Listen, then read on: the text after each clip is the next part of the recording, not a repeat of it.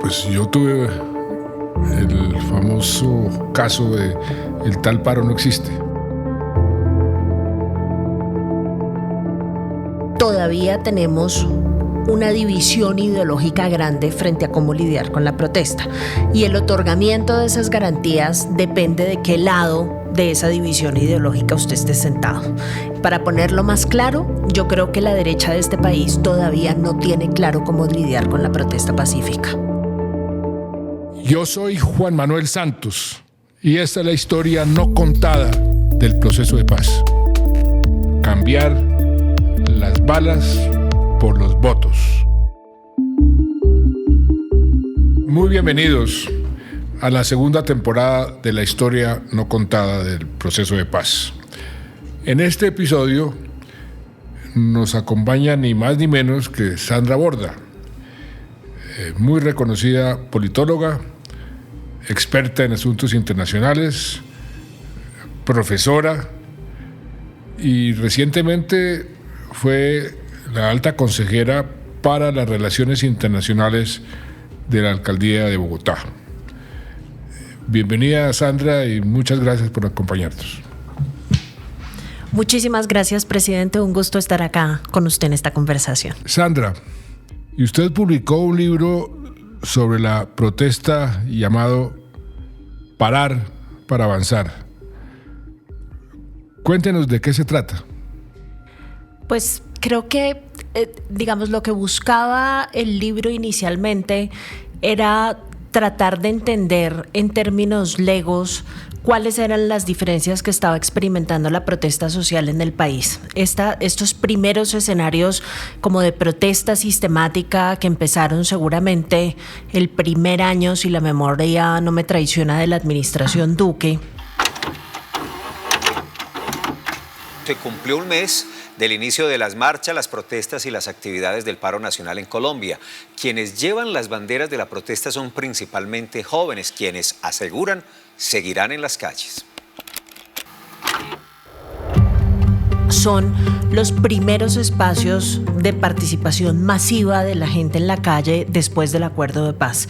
Y uno de los argumentos que está tratando de hacer el libro justamente es que una de las consecuencias del proceso de paz y de la negociación fue justamente abrirle el espacio a la participación política de la gente a través de la protesta social. Participación que ya existía en términos formales, electorales, pero pues todos sabemos que las democracias necesitan otras formas de participación y necesitan otorgarle garantías a otra forma de participación. Y ese libro lo que busca es examinar ese proceso, esa transformación de la protesta en Colombia y hacerlo a través, que creo que fue la parte que más me gustó de escribir el libro, de los ojos de quienes participaron en la protesta, particularmente los estudiantes que fueron con quienes más conversé para escribirlo. O sea, usted sí notó, descubrió un cambio en la percepción de los jóvenes frente a su posibilidad de protestar y a su disposición para protestar. Pero por supuesto, además porque si usted compara, presidente, el ejercicio de la protesta en América Latina, rápidamente se da cuenta de que en Colombia no había sido tan sistemático como había sucedido en otros países de América Latina. Teníamos una sociedad civil menos organizada y al tener una sociedad civil menos organizada teníamos menos capacidad de que la gente se movilizara en la calle, poniendo por delante, una cantidad de agravios, de sugerencias, de necesidades, porque eso siempre es muy confuso cuando empieza, pero creo que la tranquilidad que le dio a la gente que participó en estas formas de protesta al poder salir y no ser objeto de la estigmatización clásica, que salir a protestar no se convirtiera en que usted es un guerrillero si está protestando o en que usted es una persona que no hace uso de las herramientas tradicionales de la democracia, sino que quiere hacer uso de la fuerza, que está de alguna u otra forma vinculado con la ilegalidad. Creo que el proceso de paz le otorgó a la gente la posibilidad de salir y respirar más y manifestarse con mucha más tranquilidad sin ser objeto de esa estigmatización. Estigmatización que de todas formas pasó un poquito, ¿no? Porque esas cosas no cambian de un día para otro, pero yo creo que la gente sintió que había más espacio. ¿Y qué le respondería a los que dicen, pero mire, por ejemplo, las marchas en contra de las FARC. ¿No fueron acaso también marchas masivas? Entonces, ¿cuál fue la diferencia entre ese tipo de marchas y las marchas después de firmar el proceso de paz? Pues, presidente, yo creo que la diferencia fundamental reside en que el grupo de iniciativas y de cosas que buscaban reivindicar las otras marchas son grupos de iniciativas que tradicionalmente se han asociado con la izquierda en Colombia. Y es, yo creo, el proceso de paz lo que nos permite a todos empezar a pensar en la izquierda y en las reivindicaciones de izquierda como reivindicaciones legítimas, pacíficas, legales, que no necesariamente tienen que estar siempre y en todos los casos vinculados con la izquierda ilegal armada. Creo que el proceso de paz permite por fin entender que hay una diferencia grandísima entre una cosa y otra, y eso, entre otras razones, y eso es algo que usted ha dicho y que, digamos, de eso hemos sido testigos todos, es lo que le ha permitido a la izquierda llegar al poder en Colombia, que finalmente se ha entendida como una alternativa política con la que uno puede estar o no estar de acuerdo, pero que es parte del juego legítimo de la democracia y que no siempre está asociada con las alternativas armadas. Lo que usted percibió es que la gente se sintió como más libre, sí, para protestar, duda, para hacerse sentir. Sin y que duda, eso es la parte fundamental de cualquier democracia. Sin duda, y yo creo que en eso, presidente, la gente y la sociedad civil se movió mentalmente mucho más rápido que el establecimiento político.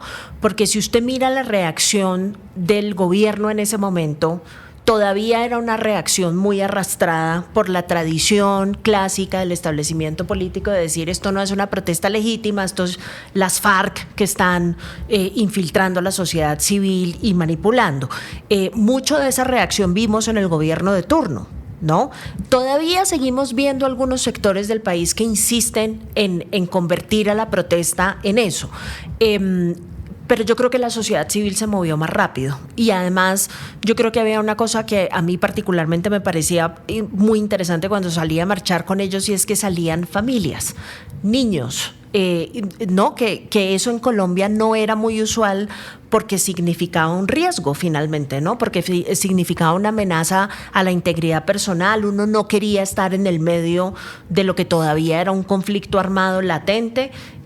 Yo siento que lo que el proceso de paz le trajo a la gente fue la tranquilidad de poder salir a la calle, como le digo, y manifestar sus convicciones de la forma en la que mejor encontró. Eso es todo un proceso de aprendizaje, ¿no? Porque si usted se fija en las tradiciones de manifestación y en los repertorios que utilizan las manifestaciones en América Latina, en los países en los que más frecuentemente se ha hecho, lo hacen mejor, lo hacen más organizadamente, lo hacen más efectivamente, construyen mensajes con más efectividad, se preocupan de no mezclar demasiadas cosas al mismo tiempo porque saben que si no eso puede confundir y entonces no traer, digamos, como los resultados que ellos están esperando. Yo creo que nosotros todavía estamos en esa fase de aprendizaje, pero creo sin duda alguna que el salto grandísimo que dimos con el proceso de paz nos aceleró ese proceso de aprendizaje, y creo que hoy todos los colombianos entendemos la protesta pacífica como una forma de participación política absolutamente normal y legítima. Y Sandra, ¿qué papel jugó la movilización ciudadana en la negociación de paz, en el proceso de negociación? ¿Usted cómo vio a esa movilización jugando un papel, o qué papel jugó?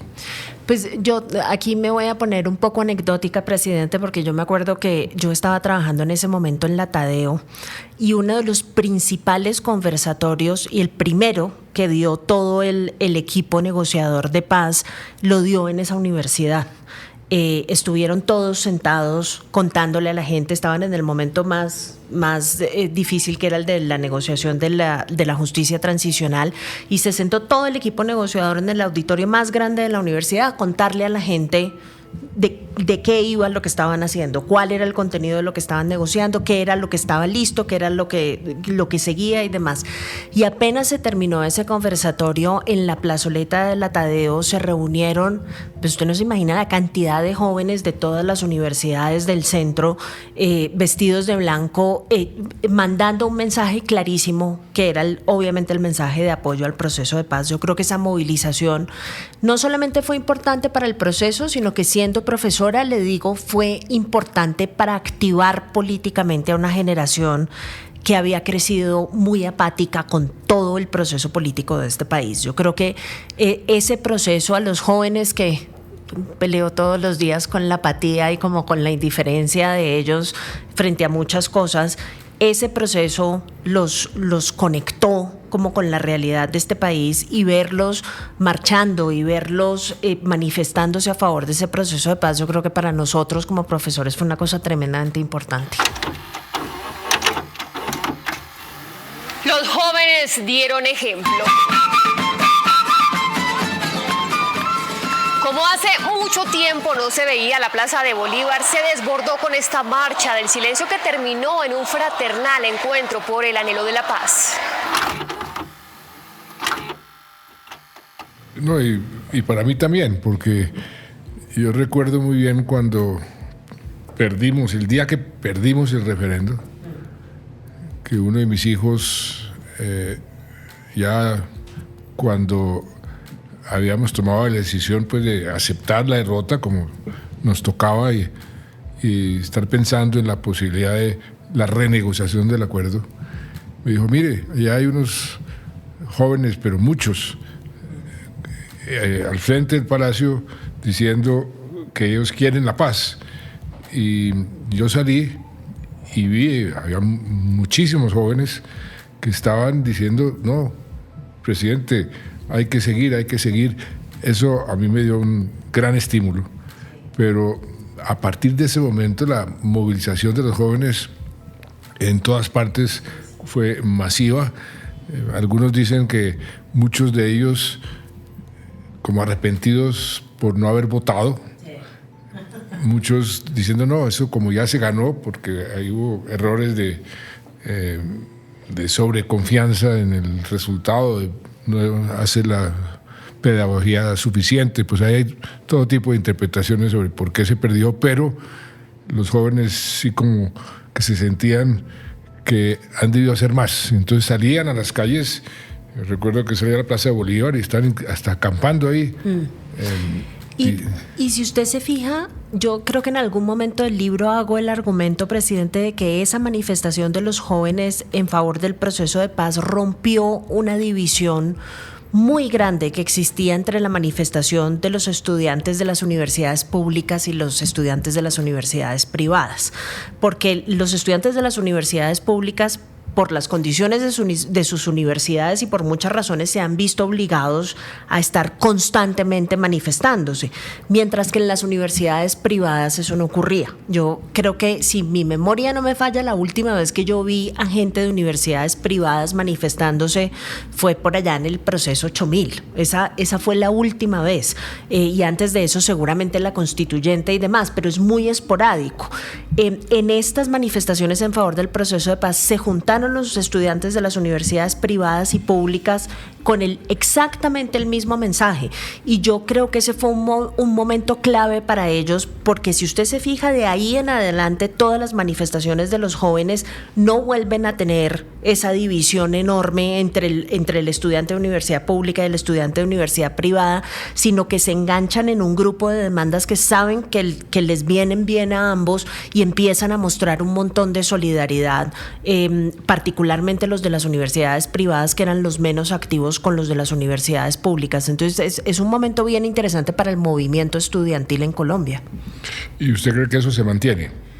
Sí, yo creo que, digamos, parte del gran dilema de los gobiernos de izquierda, usted sabe, es que, digamos, sus grados de separación frente a los movimientos sociales son más pequeños. Sí, eso pasa en todos los gobiernos de izquierda, y consecuentemente los gobiernos de izquierda, digamos, absorben un poco o cooptan parte de esos movimientos sociales, entonces se pierde el activismo clásico, que es muy antigobierno, esa es su naturaleza. Entonces no hemos visto mucho de eso. Yo creo que vamos a ver cómo evoluciona, pero creo que hay líderes estudiantiles, el caso de Jennifer Pedraza, quien entrevisté en el libro y que hoy es congresista, que son gente que se han venido metiendo en el juego político con unas agendas bien interesantes y con un actuar político siempre encauzado a resolver las demandas de esos jóvenes.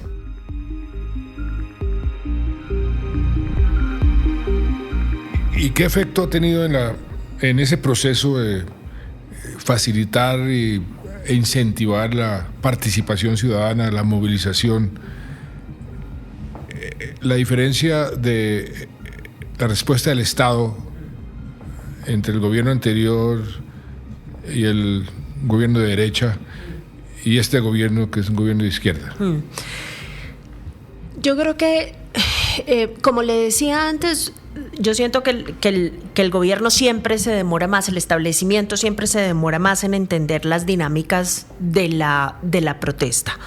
Yo creo que parte de lo que activó tan frecuentemente la protesta y tan masivamente la protesta durante la administración Duque fue la reacción del gobierno, ¿sí?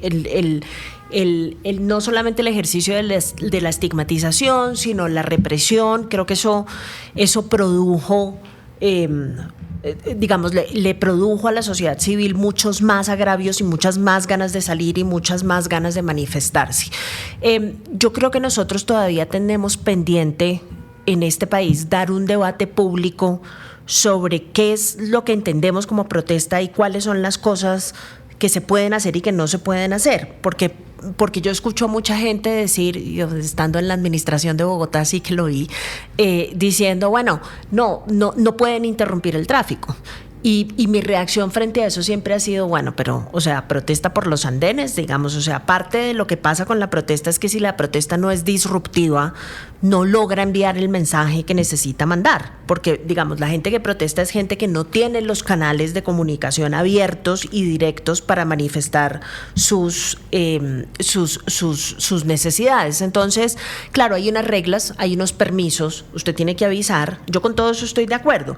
Lo que me parece es que convertir a la protesta en paisaje a punta de reglas desnaturaliza completamente el ejercicio de la protesta. Ese es mi principal agravio con esa discusión a veces, que busca que la gente proteste sin molestar absolutamente a nadie. Yo creo que eso no cumple con el objetivo de la protesta.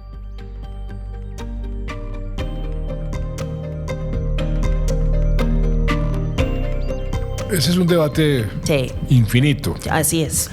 Porque hay argumentos de lado y lado, y muchas veces los que dicen, mire, yo estoy a favor de la protesta, pero por favor déjenme ir a mi casa o déjenme ir a trabajar, tienen también razón. Así es. ¿Dónde pone uno la raya entre los derechos de los que protestan y los derechos del resto de la ciudadanía? Esa es una discusión permanente. Eterna, y hay unas cosas que han dicho algunos. A ver, por ejemplo, en el Sistema Interamericano de Derechos Humanos hay una discusión sobre ese tema, y lo que el sistema ha dicho es una cuestión de cuán vitales son los derechos que cada parte está defendiendo. Entonces, en el debate clásico del derecho del que está protestando a su libre expresión y a demandar sus cosas, y el derecho de la persona que tiene un negocio y que le toca cerrarlo porque porque hay una protesta.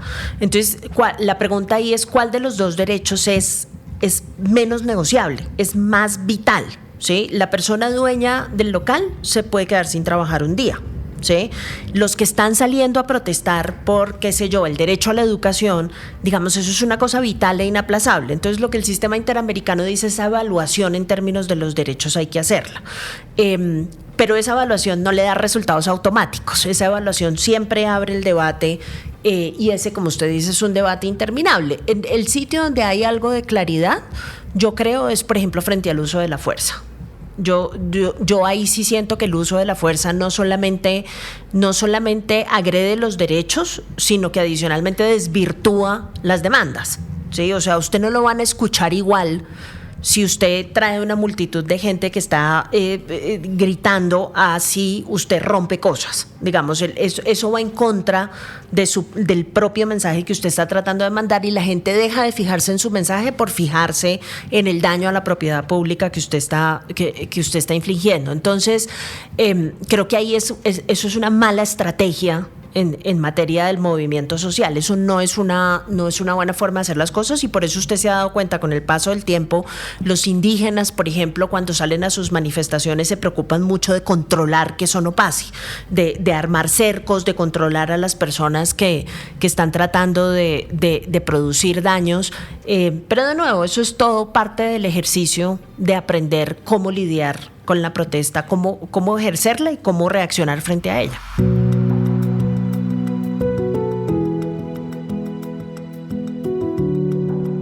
Y en eso que usted mencionaba de los derechos, pues uno de los argumentos o de los casos que más se mencionan como derechos que se vulneran es el derecho a la vida, cuando hay una ambulancia que está tratando de pasar Exacto. por una manifestación y no lo dejan. De acuerdo.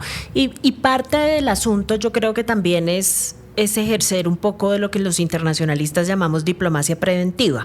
Es decir, no dejar llegar el tema hasta el espacio en donde produzca tanta rabia que la violencia sea incontrolable. Piensen en los chalecos amarillos en Francia, piensen, ¿no? Momentos en los que ya la insatisfacción de la gente es tan absolutamente incontrolable que necesaria e inevitablemente lleva al uso de la violencia. Eso se puede prevenir. ¿Sí? Eso se puede, si usted conversa, si usted construye política, si está escuchando, eso se puede prevenir. Entonces, creo que es un ejercicio muy de toma y dame frente al establecimiento político clave, ¿no? Usted acaba de mencionar algo fundamental. Si está escuchando, sí, se puede prevenir, o sea, el diálogo. Sí, así es. ¿Cómo se educa a las partes a que el diálogo es lo más importante, a que un diálogo constructivo? ¿Y qué quiere decir diálogo constructivo? Que yo me siento a aprender de la persona con la cual yo me siento, porque pensamos diferente, porque eso es lo que lleva a un acuerdo. Así es. Si yo me siento a imponer mi punto de vista, ese diálogo no es constructivo. Entonces, ¿cómo generar ese diálogo? Yo me acuerdo, pues yo tuve el famoso caso de el tal paro no existe. No lo iba a mencionar yo, pero bueno. No. Santos, quien hizo un recorrido en helicóptero por los sectores donde se registra el paro agrario, aseguró: el tal paro nacional agrario no existe. El tal paro no existe fue producto. Nosotros teníamos un sistema bastante eficiente. Usamos la inteligencia del Estado, de las fuerzas y la inteligencia que teníamos en la presidencia para detectar posibles protestas donde se estaban generando los conflictos. Nos reuníamos en el Palacio, yo presidía esas reuniones, y cuando nos llegaba la información, entonces mandábamos a los funcionarios respectivos, pues dependiendo de que si era que los camioneros en Nariño iban a protestar porque no les permitían comprar gasolina en Ecuador, entonces mandaba uno al ministro de Transporte a que hablara con ellos y desactivábamos antes de la protesta. Nos sentábamos a dialogar antes de la protesta y así evitamos muchísimos paros y muchísimas protestas, y eso facilitó el diálogo social con quienes tenían, en la mayoría de las veces, toda la razón en protestar, porque estaban reclamando cosas justas. En el tal paro no existe, me acuerdo que fue que estábamos sobrevolando con una persona que había toda su vida incentivado la protesta social, que era Lucho Garzón. Y él dice siempre que no, él no dijo eso, pero estábamos sobrevolando y me dijo en un momento dado, estábamos por Boyacá porque allá estaban los paperos protestando, y me dijo, no, aquí están los paperos y allá están los cafeteros, pero eso no es nacional, no es todo el agro, ¿no? Y está concentrado en algunas zonas, no en todo el país. Entonces me dijo, no, el tal paro nacional agrario no existe. La culpa es de Lucho Garzón. No, la culpa es mía porque entonces yo dije, uy, al otro día me tocó, y yo regresamos a Bogotá, me fui a una comida y me quedé hasta más tarde de lo que ha debido quedarme, y al otro día me tocó presidir la famosa marcha que doña Nidia hacía de su fundación. De la solidaridad. Entonces, la marcha de solidaridad, y me tocaba decir unas palabras en plenos paros en diferentes sitios del país. Entonces se me ocurrió la frase del tal paro nacional agrario no existe. ¿Cómo me costó? Sí, esa salió cara. Pero yo después, analizando ese paro, pues eso tenía mucho de político, en contra del gobierno. Inclusive muchos de los, después me confesaron, de los líderes cafeteros, yo siempre he sido un gran defensor de los cafeteros, me decían, no, es que aquí vino fulano de tal, ¿no?, que está en contra del gobierno, que está en contra del proceso de paz, entonces a incentivarnos a que saliéramos. Entonces muchas veces los paros efectivamente los estimulan otros intereses. Eso también existe, y existe en todas partes. Sin duda. De la misma forma que yo también creo que existen intereses de grupos armados ilegales a veces ahí inmiscuidos. No, pues ahora en este momento, muchos de los paros en ciertas regiones, que uno ve que son los grupos armados los que les dicen a la población, vaya y proteste, vaya, bloquee la carretera o sufra las consecuencias. Exacto. Eso está pasando hoy. Sí, sin duda. Y creo que ahí, ese es el peor escenario para la protesta y para la movilización social, porque es el escenario de la pérdida de autonomía total y además de la pérdida de credibilidad. Y eso siempre ha sido un reto para la protesta social en lugares en donde hay grupos criminales. Digamos, ese es el gran problema. Yo lo que creo es que uno políticamente, presidente, tiene que tratar eso como una excepción y no como la regla. No, y volviendo a lo del diálogo, pues ese grupo que teníamos, que se llamaba el Comité de Protesta Social, recuerdo que Lucho Garzón era muy importante, todos sus consejos, José Noel Ríos estaba ahí también, que tenía mucha experiencia en el manejo. Cuando llegó mi sucesor al gobierno, preguntó, y no, aquí hay este comité donde la inteligencia llega a detectar dónde hay protestas, pero el cambio de enfoque fue de 180 grados, porque lo que el gobierno de Duque comenzó a hacer con ese comité y con la información de la inteligencia fue judicializar a los líderes, en lugar de mandar a alguien para conversar con ellos. Entonces fue un enfoque completamente distinto y contrario a lo que todos sabíamos que era lo correcto, que era incentivar el diálogo.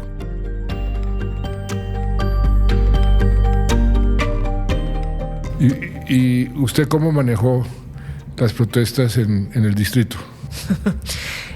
Eso fue un ejercicio de muy intensa conversación al interior del distrito, presidente, porque como usted sabe, el centro político es una fuerza política que tiene tanto elementos de centro izquierda como de centro derecha, y al interior de la administración teníamos varias percepciones distintas de cómo manejar la protesta social, pero yo creo que al final y después de muchas discusiones lo que predominó siempre fue la perspectiva que tuvo el alcalde Galán, que es la perspectiva de negociar. Lo que pasa es que En Bogotá hay unos casos muy particulares. Yo que vivo en el centro de Bogotá lo veo todo el tiempo. El ejercicio de protesta de la Distrital en la Circunvalar, el de la Universidad Nacional en la 26, que ya se han convertido en rutina, ¿sí? Todos los jueves se cierra la Circunvalar a la altura de la Universidad Distrital.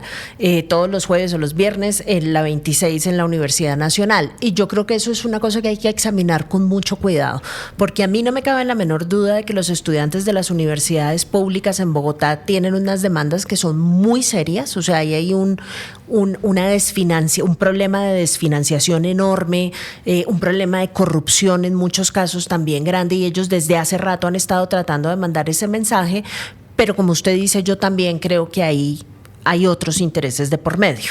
Y creo que la función de los gobernantes tiene que ser intentar separar un poco eso, solucionar lo que tiene que solucionar, y desafortunadamente yo sí creo que cuando hay usos de la fuerza ilegales, eso sí se tiene que enfrentar con la fuerza policial. Yo a eso no le veo mucha más alternativa, porque digamos, el monopolio del uso de la fuerza en las ciudades y en el país lo tiene que mantener el Estado.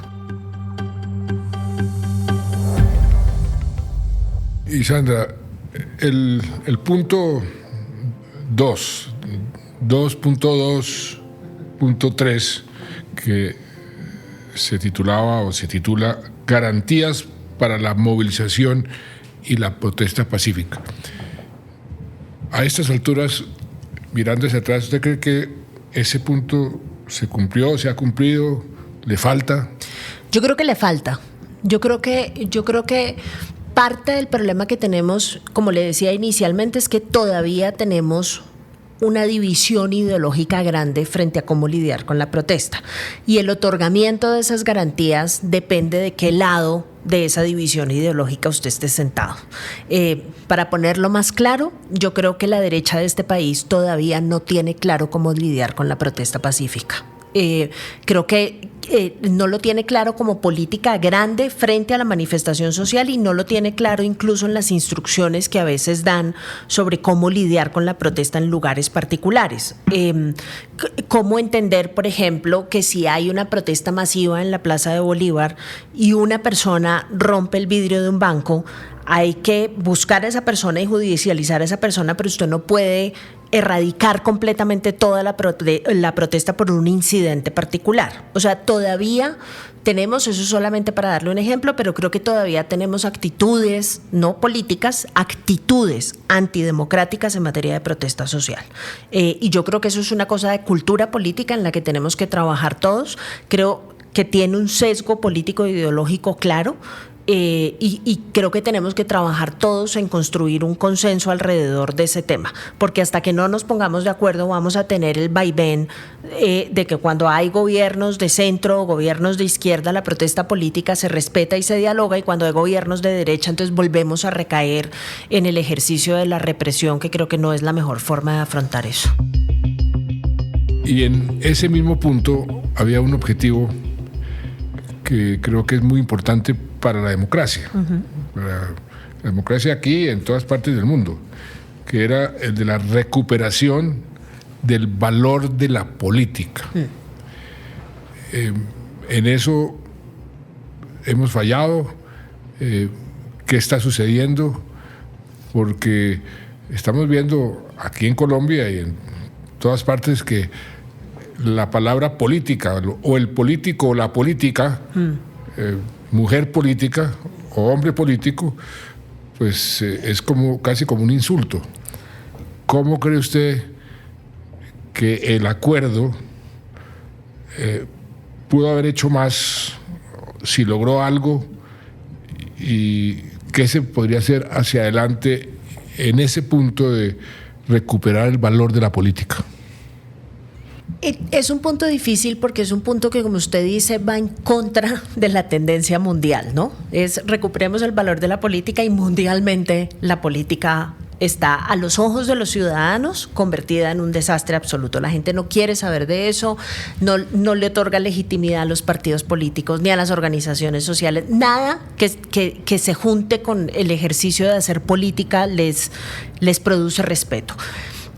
Yo creo que en una muy buena parte Eso es una reflexión que hay que hacer constantemente, porque la gente que ataca las instituciones de la democracia dice que la gente no está contenta con esas instituciones y que hay que deshacerse de ellas. Y creo que los que creemos en la institucionalidad democrática no hemos hecho el trabajo bien hecho de entender cómo esa institucionalidad definitivamente no le está funcionando a la gente. ¿Sí? O sea, uno no puede, en otras palabras, defender la institucionalidad democrática como una cuestión de principio, porque eso ya no funciona. ¿Sí? Decirle a la gente que es bueno tener instituciones democráticas ya no convence. Ahora lo que hay que hacer es disectar. ¿Sí? Ya no convence, pero es que no hay alternativa. No hay alternativa. No había.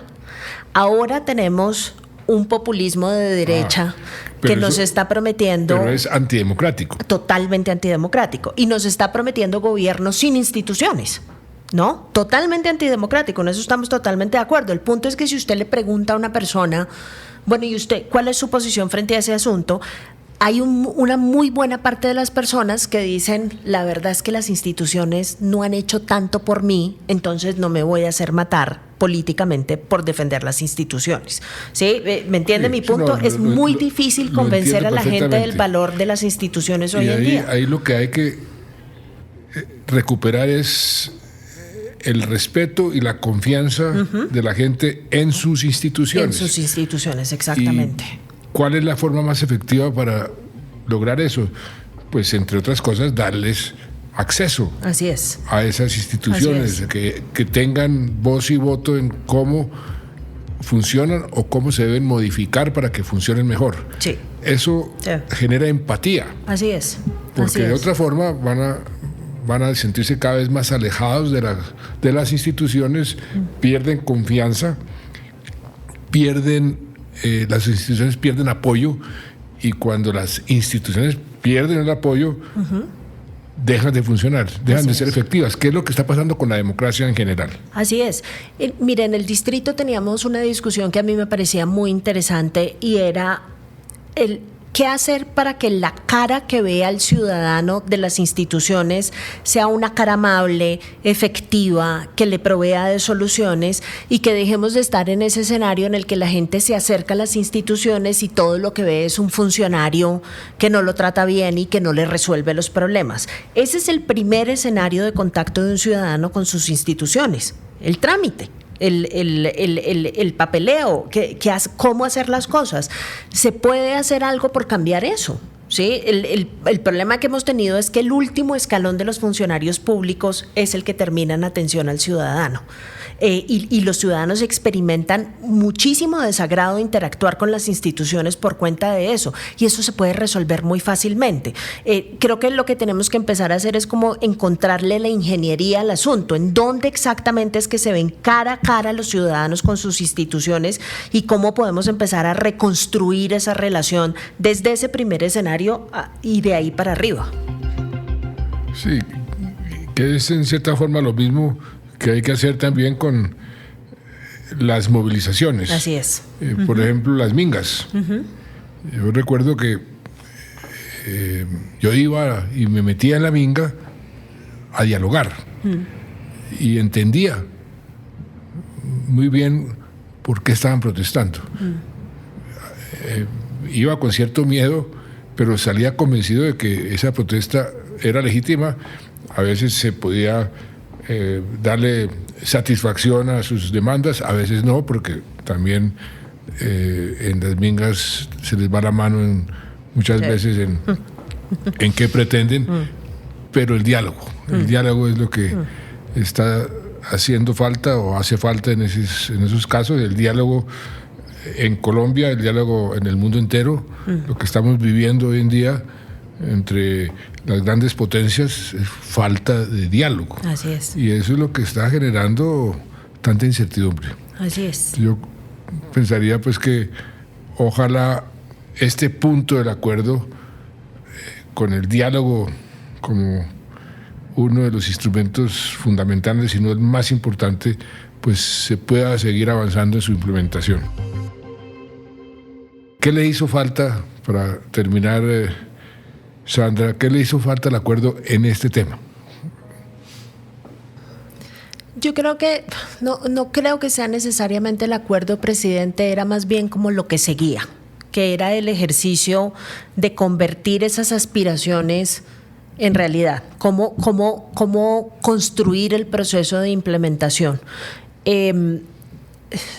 Creo que ahí sí hubo como la necesidad de una voluntad política más clara de dejar muy deletreado cuáles iban a ser las reglas del juego de ahí en adelante.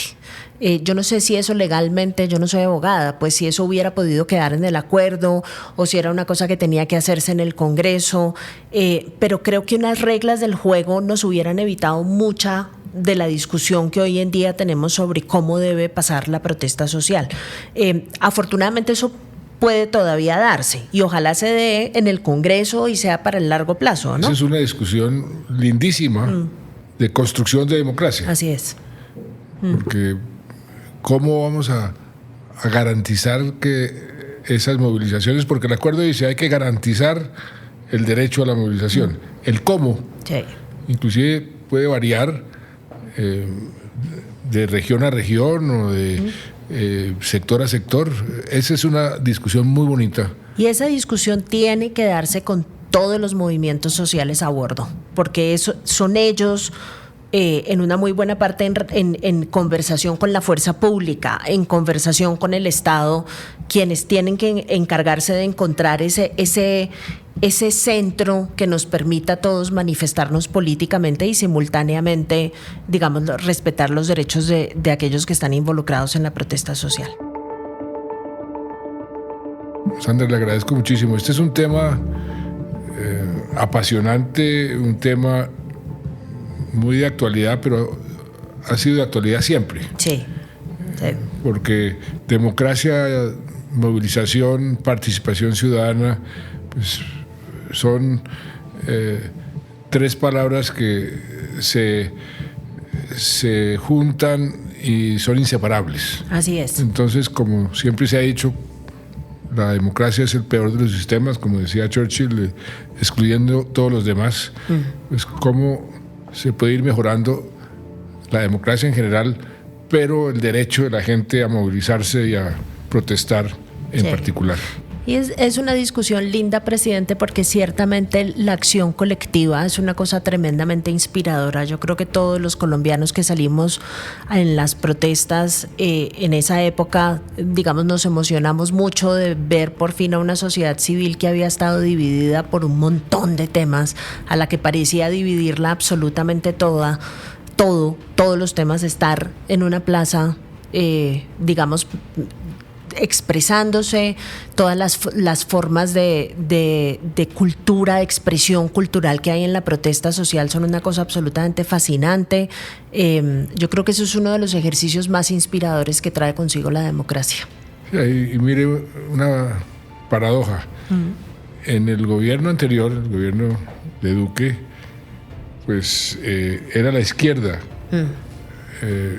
la que marchaba. Y en este gobierno es la derecha la que marcha.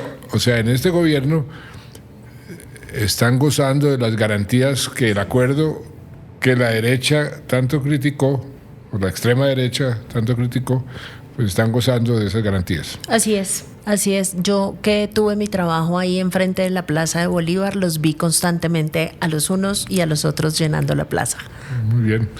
Pues Sandra, muchas gracias. Muchas gracias. Creo que este es un tema fascinante, un tema importantísimo y un tema que tiene que seguirse discutiendo porque hay que encontrar ese equilibrio que le permita a las democracias garantizar la movilización sin afectar los derechos de la mayoría de los ciudadanos. Así es. Muchas gracias por la invitación, presidente.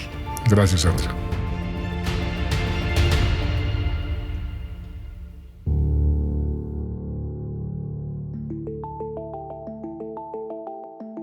La historia no contada del proceso de paz es un contenido educativo de la Biblioteca Abierta del Proceso de Paz Colombiano, la BAP.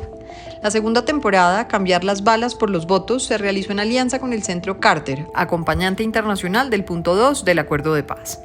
Este episodio se hizo bajo la dirección de Natalia Roa, la edición de Lina Hernández, la producción y postproducción de Rodrigo Gutiérrez, el diseño gráfico de Juan David Camacho, la investigación de Andrés Pérez y Larisa Pisano, y además contó con el apoyo de Jenny Lincoln, Mario Puerta y Harold Martínez del Centro Carter. Presentado por Juan Manuel Santos, expresidente de Colombia y Premio Nobel de Paz. Recuerden seguir este podcast en su plataforma de audio favorita y activar las notificaciones para que no se pierdan los próximos episodios.